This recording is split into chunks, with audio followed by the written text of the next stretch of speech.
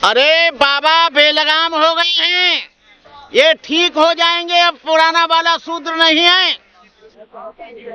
जिन पर पहले जुल्म हुआ, अब नया शूद्र जाग गया है। पुराने शूद्र में नए शूद्र में जमीन आसमान का अंतर है। आज शूद्र आईएएस है, आज शूद्र प्रोफेसर है, आज शूद्र इंजीनियर है, आज शूद्र डॉक्टर है, और वो जागरूक हो गया है। उस चीज से ये घबरा रहे हैं, और ये इनकी अब चलने हम नहीं देंगे, चाहे कुछ हो जाए। आज बहुजन समाज जाग रहा है, पिछड़ा समाज जाग रहा है, ज्योतिराव फुले का समाज जाग रहा है, रामास्वामी नायकर का समाज जाग रहा है, बुद्ध का समाज जाग रहा है। ये कैसे कर लेंगे भाई? इनका इलाज यही है कि इनको जूते मारने चाहिए। जो बैकवर्ड के लोग हैं, एससी एसटी लोग हैं, ऐसे लोगों को मार जूते सुना ठीक कर देना चाहिए। विवेक बिंद्रा का बाप का है क्या ये देश? जो इस देश का नागरिक है, चाहे वो झाड़ू लगाता है, चाहे पंचर जोड़ता है, चाहे जूते गांठता है, चाहे मजदूरी करता है, संविधान इस बात के लिए लोगों को अधिकार देता है कि कोई भी आदमी नेता बन सकता है, मेंबर ऑफ पार्लियामेंट बन सकता है, यदि उसके अंदर एलिजिबिलिटी है, इंटेलेक्चुअलिटी है, यदि वो बुद्धिमान है, ज्ञानवान है। आईएएस बन सकता है, आईपीएस बन सकता है, इंजीनियर बन सकता है, डॉक्टर बन सकता है। ये साले उसकी जो मानसिकता है ना मनुवादी, ये साले सब ये चाहते हैं कि देश हमारा हमारे बाप का बनना चाहिए। अरे जब तुम्हारी लात पड़ी थी मुसलमानों ने, मुगलों ने बांधी, तब तुम कहाँ गए थे? है क्या देश ये तुम्हारे बाप का है? ये देश ईसाइयों का है, बौद्धों का है, सिखों का है, मुसलमानों का है, पारसियों का है, दलितों का है, पिछड़े लोगों का है, आदिवासियों का है। ऐसे वो कैसे कहता है? ये उसकी सड़ी हुई मानसिकता है, संकुचित मानसिकता है, घृणा और ईर्ष्या से भरी हुई मानसिकता है, जातिवाद से भरी मानसिकता है। ऐसे बिंद्रा जाने कितने आए और कितने चले गए।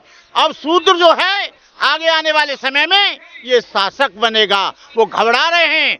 अब यहाँ पर कोई दूसरा व्यक्ति, शूद्रों की संख्या या 85%, यहाँ पर 90 करोड़ शूद्र, और वो नहीं बन सकते हैं। तुम 3% बनोगे शासक। जो लोग यहाँ पर शोषण करते हैं, अत्याचार करते हैं, अन्याय करते हैं, वो इसलिए कह रहा है कि आज शूद्र बाबा साहब के माध्यम से, ज्योतिराव फुले के माध्यम से, गुरु नानक के माध्यम से, कबीर के माध्यम से, और कबीर और तमाम साधु संतों के, बहुजन समाज के, रामास्वामी नायकर के विचारों को लेकर चल रहा है। उसमें जागृति आ रही है, उसकी कब्र हिल रही है, उसकी जूलें हिल गई हैं, उसकी जड़ें खाली होती जा रही हैं। इसलिए कह रहे हैं कि शूद्र जो है शासक नहीं बनना चाहिए। शूद्र पहले भी शासक रहे, अभी भी शासक रहेंगे, बाद में भी शासक रहेंगे, और शूद्रों के बगैर कोई भी आज भी सरकार नहीं मिलती है। और जो शूद्र समझदार नहीं है, वो शूद्र ही आरएसएस को और बीजेपी को सपोर्ट करते हैं। जो जागृत हो गए हैं वो उनको सपोर्ट नहीं करते हैं। वो कह रहे हैं शूद्र जो है वो सेवा अच्छी करता है, अच्छी बहुत बढ़िया है, बहुत बढ़िया है शूद्र। आज मैं देख रहा हूँ ढेर सारे ब्राह्मण जो हैं, मायावती ने जो सफाई मजदूरों के लिए जगह निकाली थी, उसमें आधे से ज्यादा ब्राह्मण हैं, झाड़ू लगाते नहीं हैं। वो भी एक गलत हो गया। और वो जो है सबसे ज्यादा धोखा दे रहे हैं। और झाड़ू लगाने वालों में आज जितने भी ऑफिस हैं, जितने भी उत्तर प्रदेश के इंडिया के ऑफिस हैं, उसमें 4th क्लास में सबसे ज्यादा ब्राह्मण हैं। ये बात को बाबा साहब अम्बेडकर खत्म कर गए थे अपने संविधान में। ना आज कोई ब्राह्मण है, ना आज कोई क्षत्रिय है, ना आज कोई वैश्य है, ना कोई शूद्र है। वो इसका भारत का नागरिक है, और नागरिक होने के नाते वो इलेक्शन लड़ सकता है, शासक बन सकता है। कह रहे हैं ब्राह्मण बुद्धिमान होता है, ब्राह्मण सर्वश्रेष्ठ है। ओह, ब्राह्मण श्रेष्ठ है। ये सारी की सारी आईएएसओ को टॉपर, आईआईटी को टॉपर, और शूद्र वर्ग के, एससी वर्ग के, एसटी वर्ग की लड़कियां कर रही हैं। और पूरे देश में एक बार नहीं, सबसे ज्यादा बार। और वो लोग आज गोल्ड मेडल भी ला रहे हैं पढ़ाई लिखाई में। कैसे कह रहे हैं? शूद्र तो बाबा साहब भी थे, क्यों उनके संविधान पर देश को चला रहे हो?